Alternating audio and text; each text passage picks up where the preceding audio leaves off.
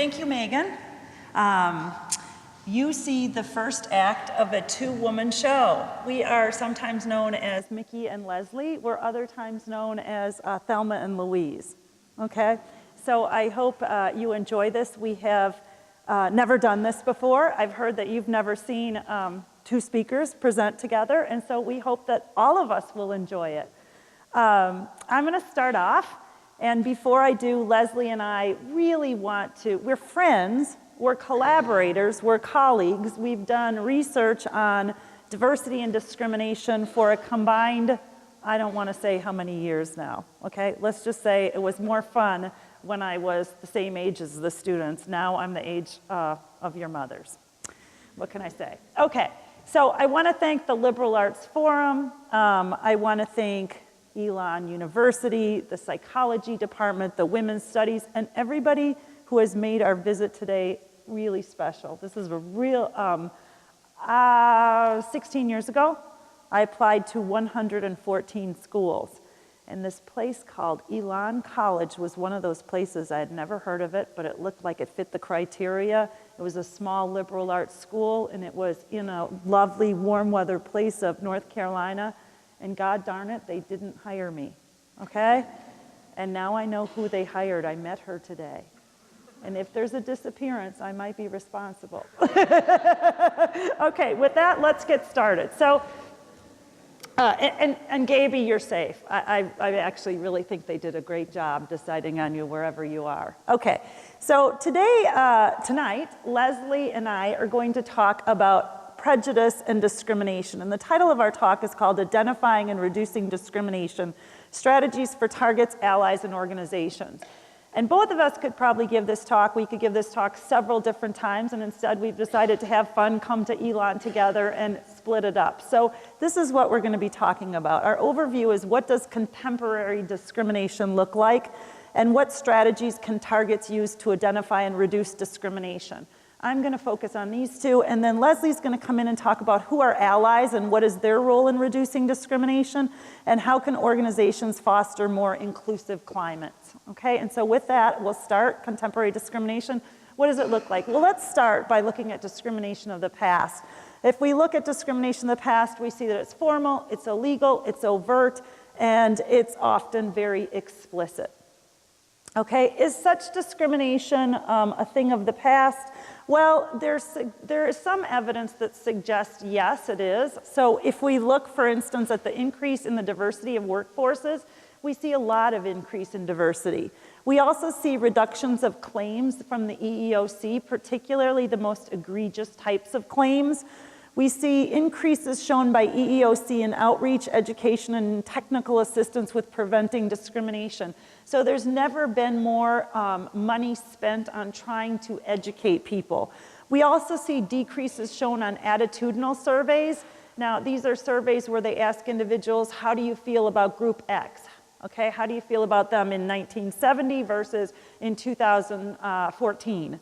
And then there's a proliferation of additional policies. So even when there's not protective laws in place, sometimes organizations or cities will pass ordinances or policies that protect groups, okay? Or they have zero tolerance. But what we don't know is what the research literature shows. Okay, so there's been very little research that is focused on actual behavior. So what is discrimination like in terms of its display? And this is where my research started in 2002. And I did this study, and I wanted to look at how discrimination was displayed, whether it was displayed in formal ways or in more interpersonal ways, or maybe in both. So formal is something that, slides seem slightly out of sync. Bear with me. Okay, maybe we're just missing a few. Okay, so formal is, when I said I was going to shorten it, I didn't realize I was going to randomly take out some. So let me, but that's one way of shortening it. So formal discrimination is this overt type of discrimination that's illegal. Okay, so it'd be like access to resources, hiring, promotions, where interpersonal discrimination would be if all of you can imagine somebody you don't like. Okay, just think of that person and raise your hand when you have that person. Okay?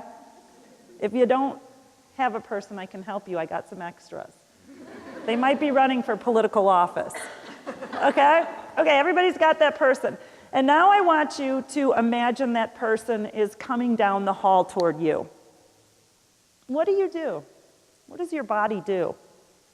What does your face do? Okay? What I think happens is interpersonal discrimination. So you do a Duchenne smile. It's like, hi, okay? And you quickly move on. You avert your eyes. You kind of walk. If you see them ahead of time, you'll actually change your route and like just go the other way. Oh, I've just remembered I need to do something over here, okay? So all of this is what we call interpersonal discrimination. And it's also called microaggressions, incivilities, microtransgressions, okay? I'm not trying to like, make up a name that's original. What we called it was interpersonal discrimination because we felt that it was something in interpersonal dynamics that you were aware of. And so in this first study, what we wanted to do was look to see how discrimination was manifested. So in this study, the participants that we had, and this was in 2002, there were 8 male and 8 female applicants who were manipulated to be obviously gay or assumed heterosexual, and they entered 84 places of employment seeking jobs. Now, we called all of these places, these retail stores, ahead of time, and they were all hiring. So we knew that ahead of time. All of these stores were looking for people. And we sent these students in with jeans, a jacket with pockets, and a hat. And in some of the conditions, the hat said Texan and proud, which I'm going to tell you right now is neutral to mildly positive. This is not a negative thing, okay? Sometimes in the states that I present this in, people think this is a really negative thing, okay? And gay and proud, okay? And this is pre-tested to be negative. And so they went into stores with one of these 2 hats, and we were interested in seeing what kind of treatment they would get. In all cases, what they did was they went into the store and they applied for jobs, and they asked 4 questions. They said, what job do you have any jobs available? Can I fill out an application? What would I be doing if I got a job here? And can I use the restroom? And what we were trying to do is get a sense of how much discrimination they experienced. Now, what I didn't tell you is all of them carried an audio tape in their pockets.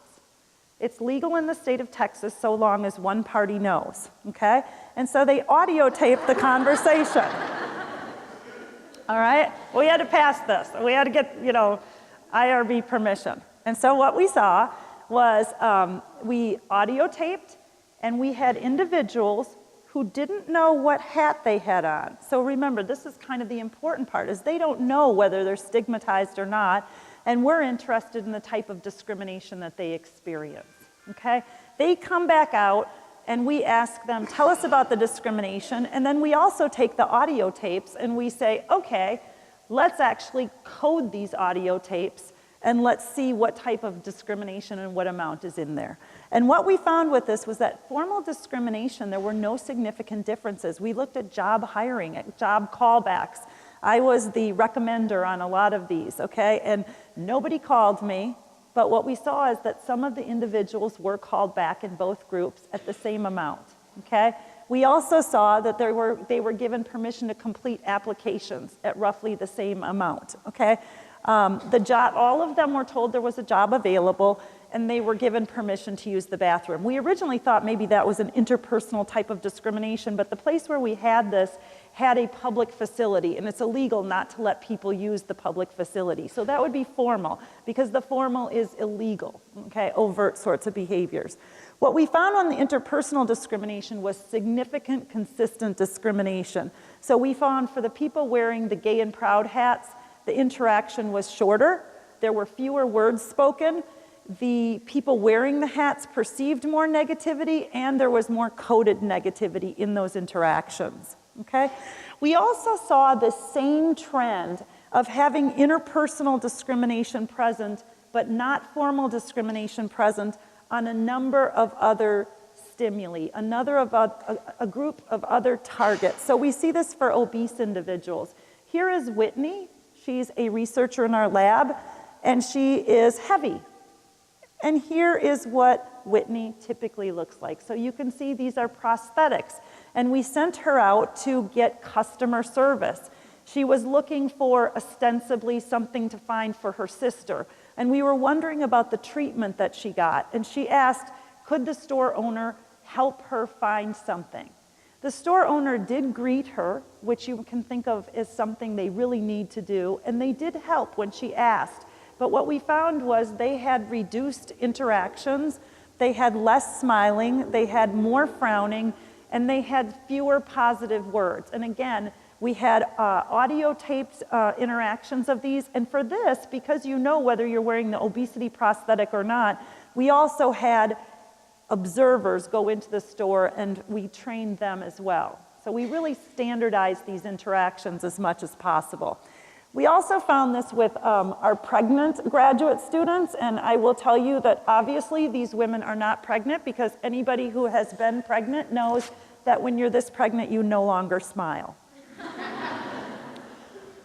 Okay, we found it with women. We found that women in actual oil industry jobs were shown interpersonal discrimination too. So it wasn't the formal discrimination they were shown, but it was this interpersonal discrimination. And the way that we saw this was, you can think about these women in the oil industry, and what we were interested in looking at was their developmental experiences. So what kind of developmental experiences did they get?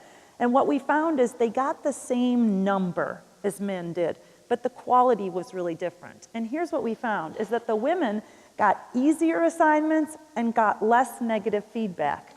Now, you might go, well, what's the problem there? Well, the problem there is it's developmental experiences. So you want to get the hard experiences, you want to get developmental experiences, and you want to get the negative feedback. It's developmental, it's constructive criticism.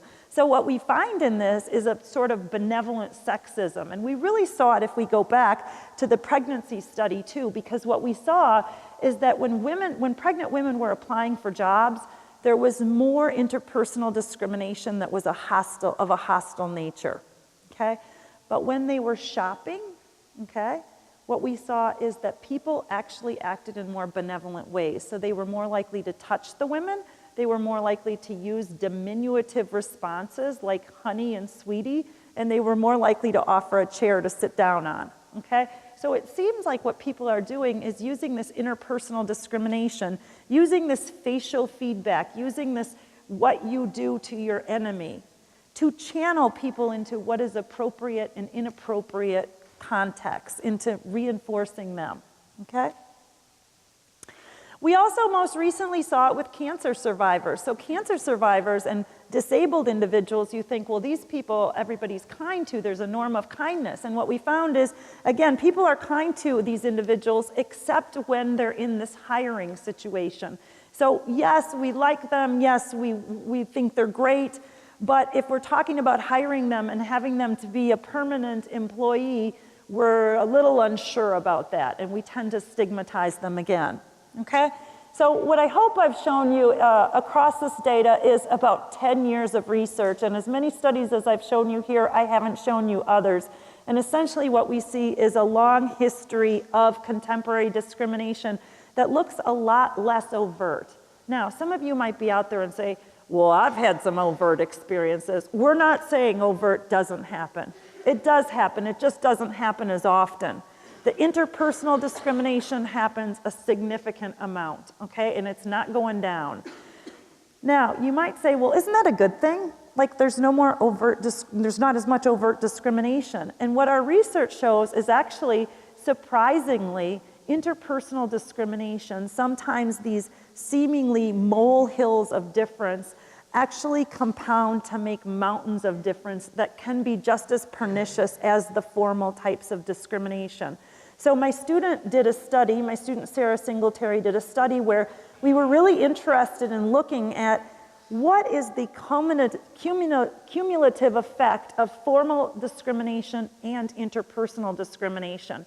So in a study, we actually had women experience formal discrimination, yes or no, and interpersonal discrimination, yes or no. So essentially these people came into a study and they were told they were going to be applying for something on campus that was a job. In all cases, the phone rang very quickly into the interview, and the experimenter walked out into the hall in earshot and said, in the discrimination condition, formal discrimination condition, yeah, they sent me another woman. I don't know why they keep sending me another woman. I'm not going to hire the woman, okay? And in the no formal discrimination, they just talk to the person on the phone. So there's either formal or no formal. And then we have the interpersonal discrimination. And the interpersonal discrimination is treating you just like I told you you would treat that negative, this person that you don't like, okay? So you don't smile at them, you kind of look at them and frown, you look at them the way some of you are looking at me right now. Okay? So you do that to them. And we were interested in what is the effect of these two types of discrimination on performance. So we had them perform a series of in-basket tasks. Now, you might say, well, okay, I know what the answer is going to be. The answer is going to be that performance is worse when you have interpersonal and formal discrimination, right? How many of you think that? Okay, only one person. Who thinks both? What if I said you were right? How many think that? What do the rest of you think? How many of you think none, no discrimination, performance is the worst? Okay, how many of you think interpersonal discrimination is the worst? Well, then you've been listening to my talk. Okay, so what we found is a main effect for interpersonal discrimination. If interpersonal discrimination was present, it was very harmful. It didn't matter whether formal discrimination was there or not. The presence of interpersonal discrimination made performance worse. Now, you might say, why? Okay, we looked at this in a couple of other studies, and here's why we think it's happening, and we've got some preliminary evidence of this. If I exhibit formal discrimination, I'm never going to hire this woman. You, as a member of Group X, go, that person's a sexist. Okay, it's not my problem. That person is clearly doesn't like members, their problem. But if I look at you weird, and I look at you in an unfriendly way, what I'm doing is leading you to say, is that person mean? Are they mean all the time? Are they mean to me? Is it something I did? Is it something I'm wearing? What's the problem? Okay, is it discrimination?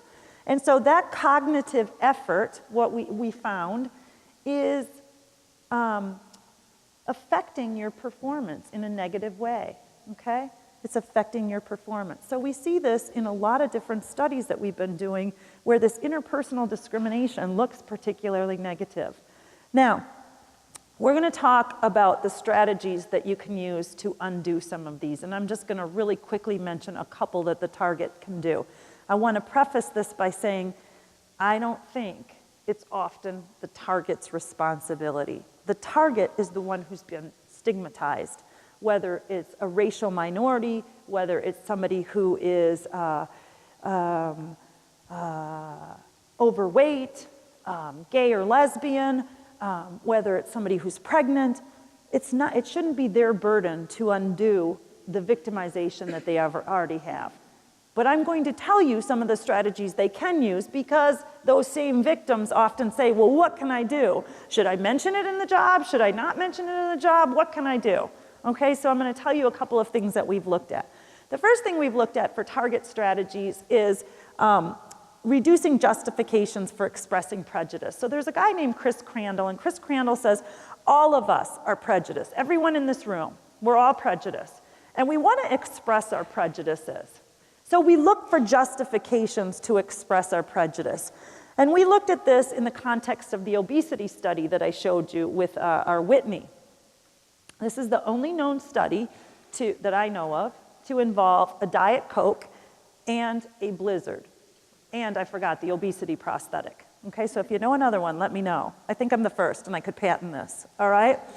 So essentially what we did is we had these people who were overweight wearing their prosthetics. They went into a store and they either went into the store carrying a diet soda and a t-shirt that had 5K run, and they said, yeah, I just walked this 5K. Or they went into the store and they had a Dairy Queen Blizzard and they had a 5K t-shirt and they said, oh my God, I could never walk this. This is something my sister gave me, okay?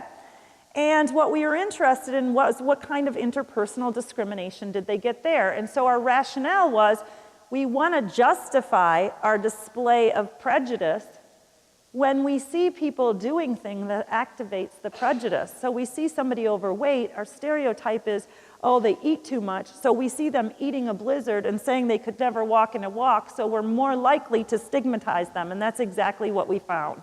There's a lot more stigmatization toward them if they're carrying the blizzard into the store than there is the diet, than there is if there's nothing, and than if there's a diet. So they actually got a boost if they were carrying a Diet Coke into the store. Okay? We also went back to the Gay and Proud study and we looked at what strategies could they use. And we looked at 3 in particular. One is acknowledgement, and this is where you openly address up front. As you can see, I'm proud of who I am, okay? And this is a strategy that they used and they didn't know what their hat said, remember? So they're going into the store and sometime in the interaction they say, well, as you can see, I'm really proud of who I am. They also can do positivity, and so this is, imagine somebody is really negative toward you and you just stay chipper, okay? So you're like, it's a nice day out, isn't it? Hi, I'm glad to be here. And so that's the positivity. And the third is individuation. And this is where I give you information where you think outside of the fact that I'm gay or a lesbian, okay? So I say something to you like, oh, well, I actually can't work on Tuesdays because I have to take my grandmother to dialysis. And it makes you think, hey, maybe they're Texan and proud, or maybe they're gay and proud, but they've got a grandmother and they take that person to dialysis. So it gets us out of our schema for what that stereotype is. And what we found was that all 3 of these, to some extent, were significant in reducing the interpersonal discrimination, okay? The last one I'm going to talk about is another one that we just recently published, and this is on the pregnancy discrimination. So you might say, well, why are people not hiring pregnant women, and why are they being more interpersonally discriminatory against them? And we thought maybe if we talked, again, sort of individuation, if we could individuate people and try to think of the stereotypes that people have against pregnant employees, maybe we could acknowledge that right up front in the workplace and see a reduction as well. So we sent the pregnant prosthetic women back into the stores, applied for jobs, and what we did is we said something that reduced the inflexibility. They said they were very flexible and they could work weekends, and that they would only need 2 weeks off after their pregnancy because they had help lined up. They acknowledged the incompetence by saying that they were very bright and they had these scores to back it up. Talking about the commitment that they had to the job and wanting to very much succeed, and also the need for accommodation, that they didn't need these special accommodations. And what we found was the inflexibility and the lack of commitment were particularly positive. Okay, so they reduced the discrimination more than just the neutral, saying nothing, okay? What we didn't find was the need for accommodation and incompetence changed at all. But again, we see some strategies that acknowledging the stigma helps. And I just want to conclude by saying why I think it helps. In a lot of cases, I think that we get in an interaction with somebody who is a member of Target X, okay? And early on, I wrote a chapter called Awkward Moments. And we're in an interaction with somebody, and they're different from us.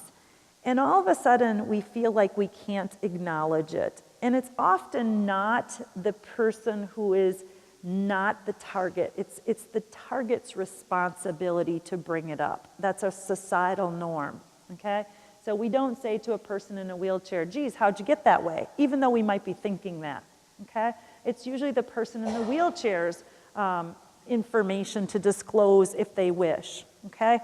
And what I want to say is that in interactions, a lot of times what happens is we think, oh my gosh, we can't say this, we can't say this, we can't say this.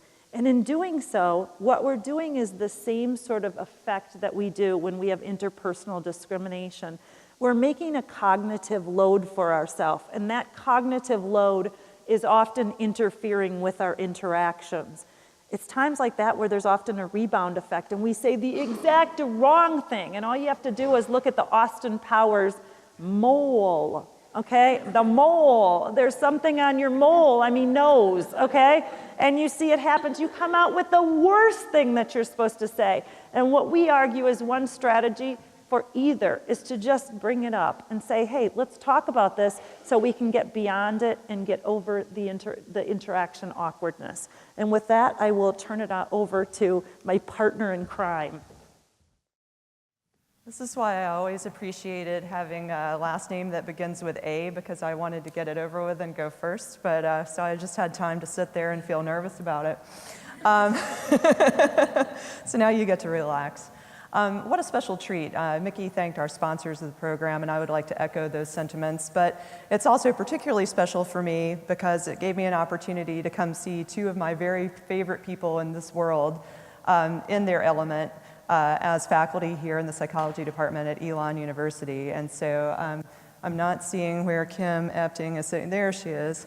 I don't know why I pointed you out, just so that you could then make faces at me and I'll keep looking over there at you. But Kim and I go way back.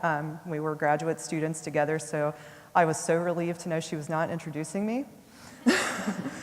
And then I was also relieved to know that one of my former undergraduate rock star honor students, India Johnson, who's in your third year as a faculty member here, thank God she's not introducing me either, because she always makes me cry when she does. So, but I'm so happy to be here. And so Mickey kind of set the stage by providing you some information about what contemporary discrimination looks like and gave you some strategies that target group members can use. I'm going to kind of shift focus and talk a little bit about allies. This is something that has become quite central to my area of research and something that is near and dear to me.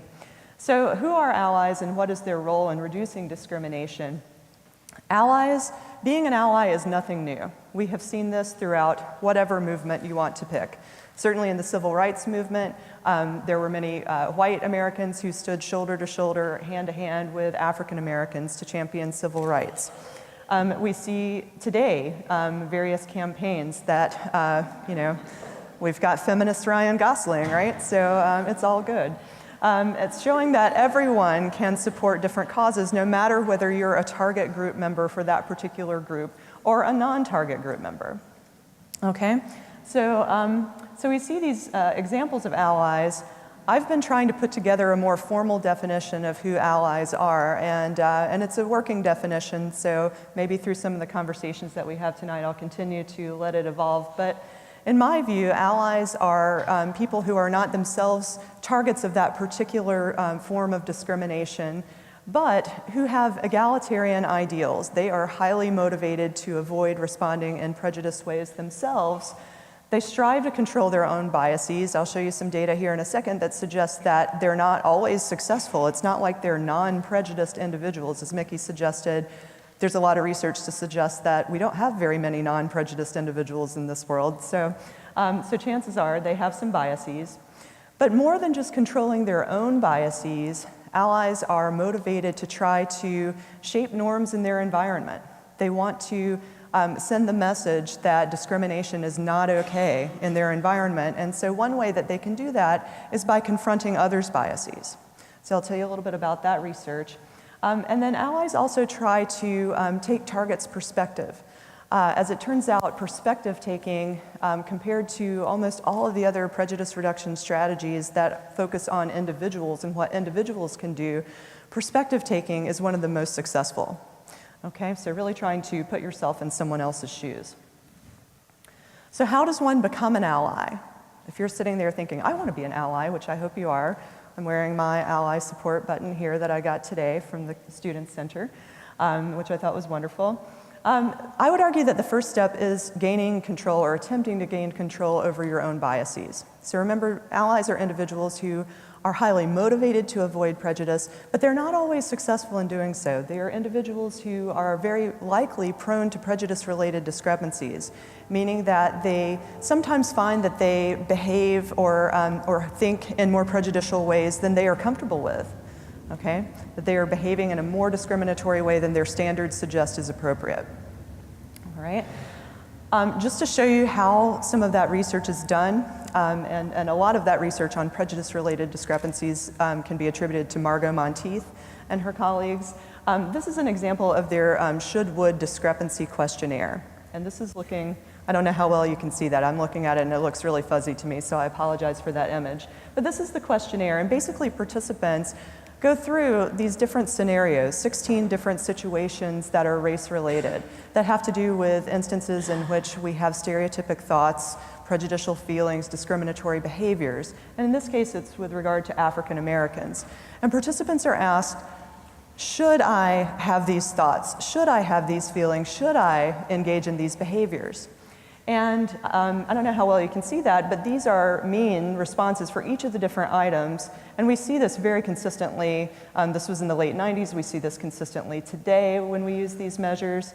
Participants overall are responding, well, I strongly disagree. I don't think that I should have stereotypic thoughts, or that I should have prejudicial feelings, or that I should engage in these different discriminatory behaviors. So they're very egalitarian in their motivations. However, when we present participants with those same basic 16 scenarios, worded slightly differently so people can't kind of do a one-to-one correspondence with the different items, we see higher means. So these higher numbers indicate that people are saying, yeah, even though I should not, I sometimes do have these thoughts, do have these feelings, do engage in these behaviors. And these are participants who, on a standard prejudicial measure, self-report measure of prejudice, would say that I'm very low prejudice. I don't think it's okay to have prejudices, okay?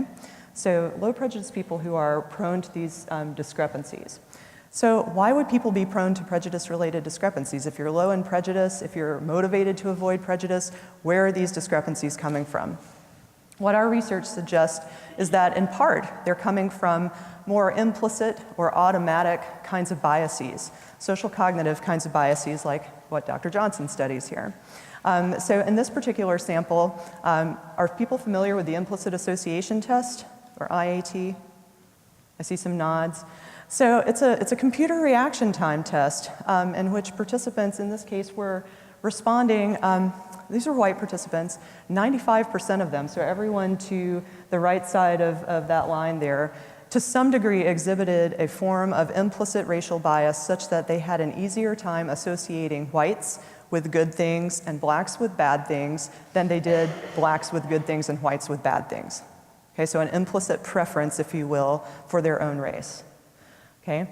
And so if you think about that, and we've replicated this in a variety of different studies with college students, with others, that most white Americans have these kinds of biases, and yet we also know that most of them are reporting that they have these discrepancies.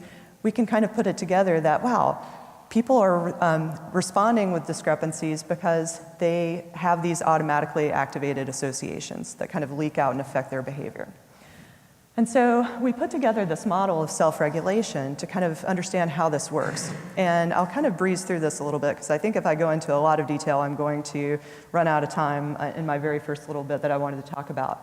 But essentially, the idea is that when people recognize that they have behaved in a discrepant way based on these automatically activated associations, there are a lot of cognitive and affective consequences of that. There's a momentary pause in people's behavior, sort of like when you catch yourself messing up, you're like, what just happened, right? Very automatic. It's not like people are like, oh, let me think about that, but just very momentarily kind of pausing. Feelings of negative self-directed affect, guilt, and self-criticism. I just did something I didn't want to do there. I just violated my own standards for responding. And the whole process of this self-focused attention, negative self-directed affect, the momentary pausing or behavioral inhibition, gives people a chance to sort of take in cues in their environment that are associated with their mistake. So what just happened and what kinds of things were going on around me? Such that when those cues are present in a subsequent situation, so maybe it's a person who told a joke that you laughed at and then you're like, oh wait, that sort of was a biased joke. Then when you see that person the next time and they say, hey, I have a joke for you, right? Then we're going to be a little bit more on guard. Those cues are going to remind us, oh, I need to slow down here so that I can respond in a less automatic way and, in fact, in a more controlled, thoughtful way that's consistent with my standards. And so people are really, we have a lot of laboratory evidence suggesting that all of these pieces of the model have some support. I'm not going to go through all of that. In fact, the example that I wanted to show you is one from a more qualitative kind of study. We did interviews with people about their different racial experiences, and these were people who were self-reported low in prejudice, and that they were experiencing discrepancies. And so they kind of described these situations to us, and we content analyzed their responses for evidence of their discrepancies. And so you can see in this particular one example that this person almost let the N-word roll off their tongue and then was like, where'd that come from? I didn't want to say that. I didn't want to think that, right? And they're feeling kind of bad. So this is the formation of cues for control in this situation. In a similar situation, anytime I see a friend make a comment like that, when I see people say stuff like that or think stuff like that, it kind of quiets me down, makes me think about what I'm thinking, what I'm saying. Okay? So this is kind of how self-regulation works. But if you're paying attention to the model, well, I guess I should tell you how should you improve self-regulation before I get into why there's some limitations to self-regulation. So if you want to get better at self-regulation, because it does work, first of all, become open to the idea that you probably have these automatically activated biases. If you've not taken the implicit association test, it is a very widely available one that you could go online and take. And keep in mind, you might not feel good about the response that you see, about the results that you have. That doesn't really mean that you're a bad person. It means that you're an average American person who's been exposed to media images in our society and who's a product of the culture that they grew up in. But the more important thing is, what are you going to do about that? And if you're motivated to do something about it, then one thing that works is exposing yourself to information that challenges those biases. So Lori Rudman and colleagues have done some research to suggest that when people take semester-long diversity courses, that changes their implicit associations as well as their self-reported attitudes. Okay, so we can shape those biases that seemingly are uncontrollable just by what we expose ourselves to. Her study shows that the diversity course didn't wipe out people's implicit biases. They did reduce, but they weren't wiped out. And so if you recognize situations where those biases are very likely to affect your behavior, that's another way that you can kind of gain control, in the sense that you can structure activities. So for example, I'm serving on a search committee right now, and we're trying to increase people's motivation by making them accountable. They have to provide information about why they're making ratings of different applicants, positive and negative. What are the strengths and weaknesses of each of these applicants? And we're having to talk about that in person with each other, thus increasing people's individual level of accountability, which should make those implicit biases less likely to affect their actual judgment. And then lastly, we can practice. So a lot of Trish Devine's research, for example, gives people some ways to practice this, and people get better at it over time, and it actually changes their implicit biases as well as their self-reported prejudice. But like I said, one thing that came out of this research that I was working on with Margot Monteith was that people don't always catch themselves very easily, especially when you think about the kinds of interpersonal forms of discrimination like Mickey was talking about, right? If people have a hard time, if targets themselves have a hard time deciding, did I just experience discrimination? Is their cold treatment discriminatory, or is it just, do I have something on me, or why are people looking at me that way? Then imagine it's pretty hard to catch yourself behaving in those kinds of ways, right? And so this led us to study confrontation. And I always say that I hate that, I love Nicole Shelton to death, but I hate that this term was used and has become the term that we stick with in social psychology and in IO psychology, because confrontation suggests something very heated. And confrontation need not be very heated. It can be verbal or nonverbal. I could roll my eyes at someone and let them know that I'm displeased with what they just said, right? They would get the message. And so you can see the definition of confrontation there.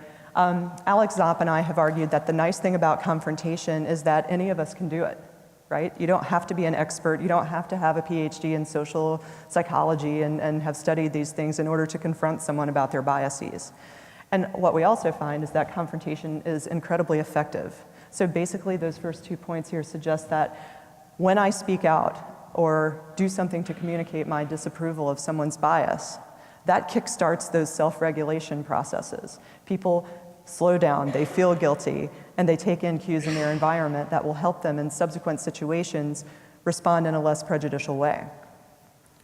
Importantly, it also increases perpetrators' compensatory behavior toward the offended target. So some of Robin Mallett's research suggests that when men are confronted about sexism, they actually behave in a more apologetic way and do things to try to repair that relationship with the woman that they've just offended, right? How can I make this up to you? I'm sorry for what I did. Furthermore, confrontation empowers targets and gives them a sense of control over their environment. And so there are all kinds of benefits for confrontation. However, people are often reticent to do so. I mean, geez, if you're like me, you're kind of hesitant to say to someone, oh, you have spinach, or your teeth, or your or toilet, whatever. We're hesitant to point out some sort of negative characteristic to people, right? But if you keep in mind, we're confronting the behavior, not saying that the person is an awful person, but confronting their behavior and letting them know. So my colleagues and I investigated some obstacles that are legitimate obstacles for people in terms of deciding whether or not to confront others' biases. So part of it has to do with, as Mickey was talking about, with more interpersonal forms of discrimination. Part of it is simply recognizing that an action was prejudicial. Or even if people recognize that it was prejudicial, thinking of it as being a big deal. So what? Someone gave you kind of the stink eye. Who cares, right? Someone was kind of cold to you. Who cares? They didn't burn a cross in your yard. This is not a big deal, right? And so, part of it is people trying to understand the severity of these more subtle forms of discrimination, hence why we give these talks and discuss it with people. Part of it, Mickey kind of alluded to this at the end of her section of the talk, feelings of responsibility. If I'm an ally, I might feel like, well, it's not my job to confront racism directed at an African American. Who am I to step in? That's kind of their gig, right? Likewise, if I'm a man and I see sexism, who am I to step in? The woman could say something if she's really offended by it, right? And so we often kind of hesitate or don't feel responsible for confronting. Also, many of us just aren't socialized to know what to do or how to respond in those situations, so we don't have kind of a ready-made toolkit for behaving. And then there are, of course, some situations I don't want to say, go out and confront any time, because I don't want you to get fired from your jobs. I don't want you to get an F in your class. There are some legitimately risky situations that confrontation may not be the smartest route for you to take, and so you kind of have to do a cost-benefit analysis situation by situation. So I'm going to focus on the responsibility piece, because what I'm finding in my current research is that for allies, that is perhaps one of the biggest obstacles.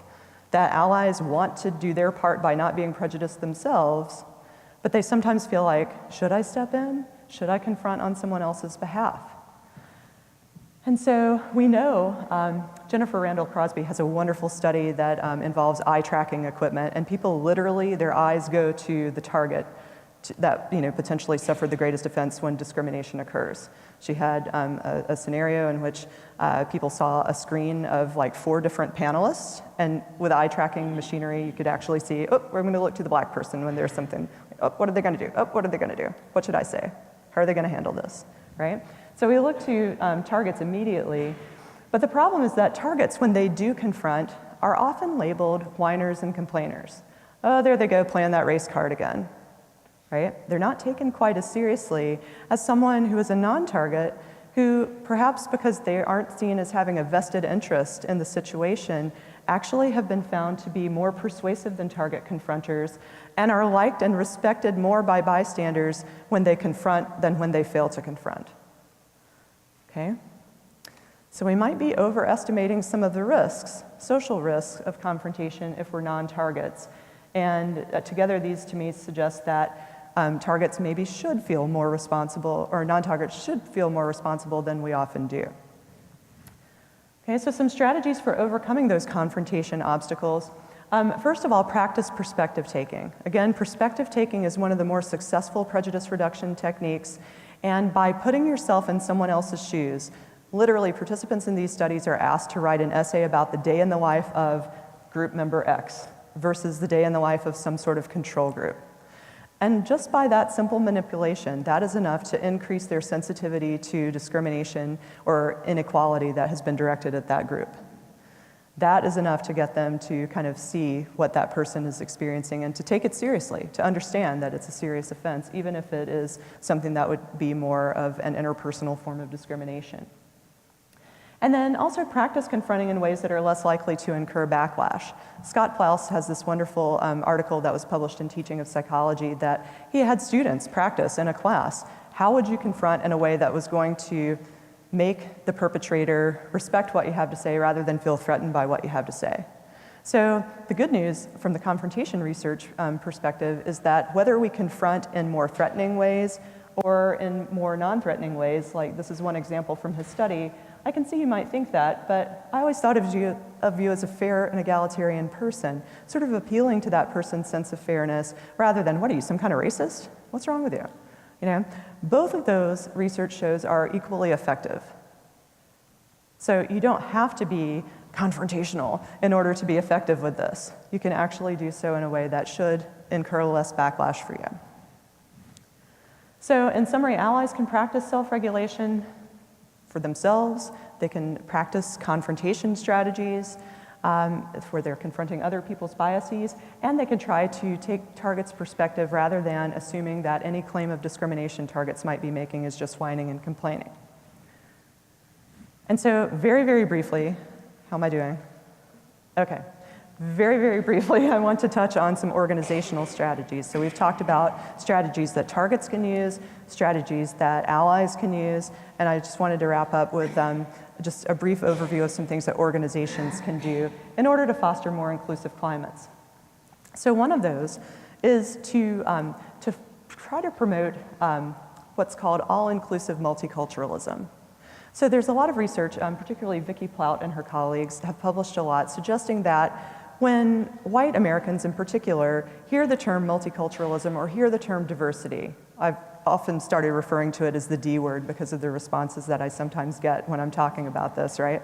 That they feel left out of the equation. And of course we know that that's not even sensible because it takes all of us to make a room diverse, right? If we had a room full of African American people, it would be just as non-diverse as if we had a room full of nothing but white people, right? So it takes everyone to contribute to diversity, but some subtle ways that organizations can promote this is to kind of change the way that the language that they use around diversity to make it more inclusive. So for example, if you're a white American in the audience, would you feel more or less threatened by having to bring an ethnic dish to the company potluck or a family dish? It's accomplishing the very same thing, right?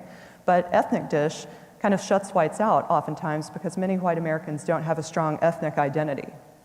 Okay, so they think, oh, well, this is not for me. This must be for the minorities in the organization. So organizations can promote all-inclusive multiculturalism.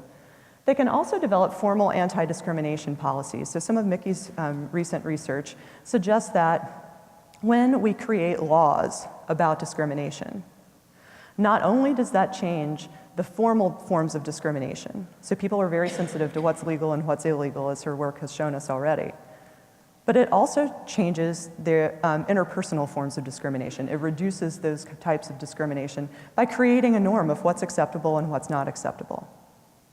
Okay, so if organizations had formal policies, that could serve to reduce both types. Organizations could also recruit more allies. A lot of prejudicial remarks and discriminatory behavior takes place not in formal contexts, but in informal settings, around the water cooler, around the lunch counter, what have you. And so who better to confront than people who are right there, rather than having supervisors walk around and monitor people's behavior. So this is kind of a peer strategy that can be used. And then finally, recognizing that when people are confronted with the decision of whether to confront a perpetrator who has higher power than them, that's a risky prospect. If my boss says something prejudicial, if my chair says something prejudicial, then I have to make some decisions about what's important to me, right? How's she gonna react to that? Is she gonna react to this okay, or am I suddenly gonna be kind of left out of a lot of different opportunities and have some resources taken away from me? And so when confrontation is too risky, some recent work by Isis Settles and her colleagues suggests that organizations that have kind of safe spaces for people to report, even interpersonal forms of discrimination, can be a nice safe outlet to get that word out, to let someone know that this happened without sort of putting a person in a position of potentially risking their job. Okay? So with that, I'm going to stop and thank you, and I'll invite Mickey up here, and we're happy to take questions.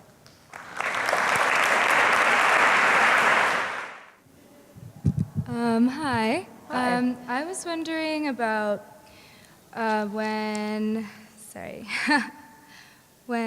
Nikki, when you talked about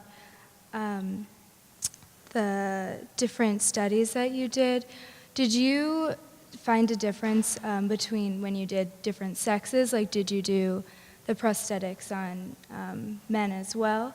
Okay, So the question was, did we look at the different genders and was there any gender, Yeah. were there any, Sorry, yes. No problem, I just didn't know if they heard. Were there any gender differences? And then did we look at the prosthetics on men as well? Correct? Yeah. Okay, so, thank you. We did not find any differences when we did, it was a very good question, okay? I'm glad you asked, thank you. We did not find any differences when we looked, sometimes people are more accepting, or there's a stereotype that people are more accepting of lesbians than gays. We did not find that. We also had some of our people in our lab who actually were gay and said, please tell me I just saw somebody I knew in that store, please tell me I had the gay and proud hat on and not the Texan and proud hat. There were no differences there as well. Obviously we couldn't do it with the obesity. We did do it with the cancer. There were no differences. We did it with, we didn't do it together, but we did obesity in women, and then we decided, geez, we really want to study the obesity of men too. So we can't compare those prosthetics. I will tell you the first time we made a prosthetic, so making a prosthetic is a whole art too, but you can see they're quite believable, right? I mean, it was believable. So we did it for men. And I will tell you, making a prosthetic believable is a work of art. So the first time we had them, and I'm in there with an undergraduate student in Walmart, and I'm trying to ruffle it up and put some stuff underneath, and I'm thinking, God, if only his parent could see me now. Like I have this kid, and his professor is moving it around. Well, the reason I had to do that was the first time we went to this big, really expensive shopping mall, and this poor kid, who happened to be African American, had on this prosthetic, and a security man came up to him and said, hey, I want to talk to you about that prosthetic you have on, and I think you have something in there. And he was like, oh my God, and this is one of my beloved students, okay? So we realized, so he had to show that he had to say he was doing research, okay? And he had to show he had nothing in there, which is discrimination of another kind, right? It's like, holy moly, who needs to study that? Move it aside. But so we had to go back, and we realized people were looking at it like a costume, right? So it has to be done at the right sort of time of year because it's Houston, and so you have to do it in the winter when you can wear heavier clothes. There's all these logistics to doing it, but the bottom line is when we did it with obesity in men and we got the prosthetics to work and they were believable, and again, they were believable the second time, we found the stigma there too. So it wasn't, I mean, we can compare the effect sizes across the studies. There weren't any significant differences, and in fact, if we look at them, it slightly made it more negative for men, which is sort of surprising because you always hear the women have it worse. But we saw, if anything, it was the men were stigmatized a little bit worse, but it wasn't a direct comparison. So we didn't, as a whole, see a lot of gender differences. And we didn't see gender differences in the stigma being shown either. So you might think, well, maybe women they're the more sensitive gender, maybe because they're stigmatized, maybe minorities don't stigmatize. It turns out that we all have this prejudice, and being in our society, you stigmatize. So this is not, those men doing this to women. This is men and women doing this to women or doing this to minorities.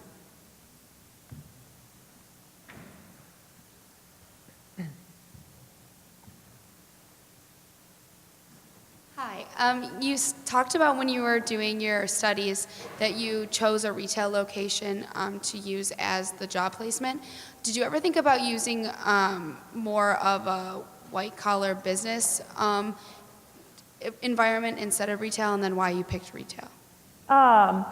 So thank you. We picked, so we've done these studies. I've probably done about 15 to 20 of these field studies that look at some version of this. And I've done them on retails because they're accessible and because you have to, so it's illegal in the job application process to depict yourself in a way that is untrue. You have to be authentic. So anybody in our job could have really taken the job. In fact, we gave one student actually got hired over the Christmas season. I like to say it because it legitimizes the whole thing. But they all said who they really were. So if we did an audit study and we sent in resumes, we have to somehow depict what we are on that resume, and we couldn't do that. So we picked retail stores because it's easy access. We went to shopping malls. We've gone to the Dallas area as well and done studies there. We don't always do retail, but it's an easy thing for us to hit because we can call ahead of time and see who's hiring, because there are all these units that are fairly comparable. What we try to do when we look at these units is say, if there's an upscale in this one, we want an upscale in that one. If they're wearing Texas and Proud into a jewelry store, we want to have them gay and proud in a jewelry store, or whatever it is. And we've done ethnic, we've looked at pride. So we've had people wear hats to say nothing, and they're a member of a racial group, or we have blank and proud, or we have blank student association. And again, we try to make sure that those are counterbalanced across the different types of merchandise and across some of the other characteristics. Hi there. First of all, just thank you so much for coming to speak with us today. I'm sure we all really appreciate it. But I was just wondering, with cancer survivors, my friend doesn't have cancer, but she does have a heart condition. And I always worry, because I do worry about her very often when she wants to go on like these big adventures in different places. It's not necessarily a discrimination, but a genuine worry for her well-being. And I never really thought of it as discrimination until you pointed it out in that way. How do you walk that fine line between caring for someone and discriminating against them? And how do you make it known that you're not discriminating against them, but just genuinely caring about them? Yeah, well, thank you. I think that's an excellent question, and I'll tell you, two of my co-authors on the paper, on the cancer paper that we have under review at the flagship journal, have been cancer survivors. So it's been really interesting to talk to them about it. And I think the same is true of pregnant women. Sometimes it is true benevolence. You're off balance. Anybody who's been pregnant goes, or if you've lost 30 pounds, you go, whoa, that was a lot of weight. Or even just if you haven't, put a 30-pound weight on yourself and put it here and then try to stand in high-heeled shoes. You're kind of like, whoa, okay? So it is something that maybe people are being kind, maybe they're being appreciative. We know there's been studies of people in an elevator and they're either pregnant or they're holding on to a box. Okay? And people will stay way farther away from the pregnant woman than the woman holding the box. Okay? It's like give birth, not. Okay? So, I think there is this benevolence versus benevolent sexism. I'll tell you, there's a really great researcher, Terry Vecchio and Sarah Gervais, that looked at this, and what they found was there's a way to differentiate benevolence from benevolent sexism. And with benevolence, you get praise and you also get resources. But with benevolent sexism, you get the praise, but you don't get the resources. So people are like, oh yeah, that's good. Okay, now go away, okay? So if you say, oh, you did a great job in that interview, but you're not gonna get the job, okay? You make it as the person that gets to the interviewer. See, we're the kind of company that cares. You get to the interview, but we don't actually hire you. And I think, again, just to tell you about the handicap norm and going back to controllability, people genuinely feel very sympathetic toward cancer survivors. This is going to be a lot of us in this room if we live long enough, or if we experience what is typical of the slice of America. Many of us will have cancer. But I think when you're an employer and you're hiring somebody, or you're hiring somebody who's disabled, you can have sympathy, you can have benevolence, but you're hiring them into your workforce. And I think that the stigma and the stereotypes are still there. So if it's somebody who's disabled, it's like, yeah, but how am I gonna like make that happen? I've had a person in my lab who was blind, and I thought, before I let her join the lab, I thought, well, how am I gonna explain data analysis? How's she gonna run subjects? How's she gonna, well, you know what, that will take care of itself. And it has, and she went to Yale University and got her PhD, and she's a professor now. But I think that's normal for all of us to go, yeah, but that's gonna make my life more complicated. And for cancer, what happens if it comes back in remission? What if I have to deal with that again? So I think there are just these stereotypes that are naturally occurring, so we can look for the difference between benevolence and benevolent sexism by looking at not just words, but actions behind them. And if I may add to that, I think that there's also research that I just came to mind as you were asking that question about assumptive help. So simply asking people if they, if you know that they suffer from an illness or that they have a disability, rather than just jumping in without asking, ask, what can I do? Do you need me to do something? Kind of asking what they need from you rather than doing it and assuming. Because when people make assumptions about what kind of help we need, that's sort of suggesting to us whatever their stereotype is, right? If I offer you help and you haven't asked me for that help, and you're giving me specific help, it's suggesting that there's a power differential between us, right?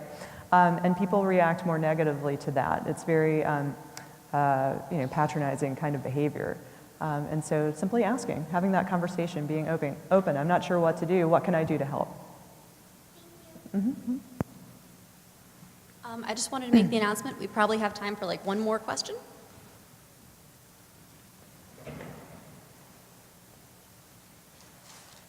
How long did each of these studies take to complete, or was it based on the type of study? Are you thinking about how long they take? They take very long amounts of time. How often did you do them? Like, were they? The one in 2002. So the way that my research stream was born was I had 30 undergraduate research assistants, and this was back in 2001. I've been at Rice University 16 years. And I wanted to give these students an experience with discrimination. I wanted to send them out and let them know what it was like to be discriminated against. And so we decided that we would have an end of the year study. So we spent a whole semester planning how we would do it. And it was 30 students in my undergraduate research lab. And some of them were coders, so they couldn't know what the study was about. And some of them were the observers, and some of them were, not the observers for the first study, they were the experimenters. And some of them were at control stations giving out hats, and some of them were the people who called the stores ahead of time. And at the we had a picnic after we went out and did this. And by the way, I put the hat on too, and I did it too, because I thought, well, I'm gonna experience this too. At the end of the semester, we ran it in about 2 or 3 days. But then, and we had that picnic and we talked, and we were all like, wow, this is a really great learning experience, because some of us could detect some things. So when we were gay and proud, a few of us got jokes like, hey, look at that. I mean, there were a couple of overt things, but for the most part, they were very subtle, but we could sense some of them. And it was a learning thing. So it wasn't intended to be a study, but I went ahead and got IRB approval just in case I wanted to use the data. And then the data came out so strong, but we have to code that over the next semester. So you have to code all the material, and then you write it up, and then you go through the review process. And I don't really want to tell you how long that all takes, but I will tell you, it takes about a year to run one of these studies with all the coding and stuff. But it's worth it, I think, because I think it gets you out of the lab and it gets you a real sense of what's going on in the field. And we've started to see other labs use the same methodology, and the journals like it because a lot of psychology research involves paper and pencil and surveys, and it's social psychology, and it's really about what happens when people meet. So I think people have really been, and that's the truth with a lot of Leslie's research too, is it's real confrontations. What can allies really do? And when you start looking at this in real time, it is more complex. You also worry. So one of the questions earlier is, why didn't you go into other places? We went into places in Houston Houston has a mayoral ordinance that protects gays and lesbians. We have the first openly elected gay mayor in Houston, Anise Parker, who actually went to Rice University. So there's a city ordinance. I was nervous sending our students to East Texas or West Texas to do the same study. So, there are some logistics you want to run in. You don't want to expose your black student to a threat of shoplifting. That's no good. So we really want to be careful there. Thank you for a wonderful night and for a wonderful day.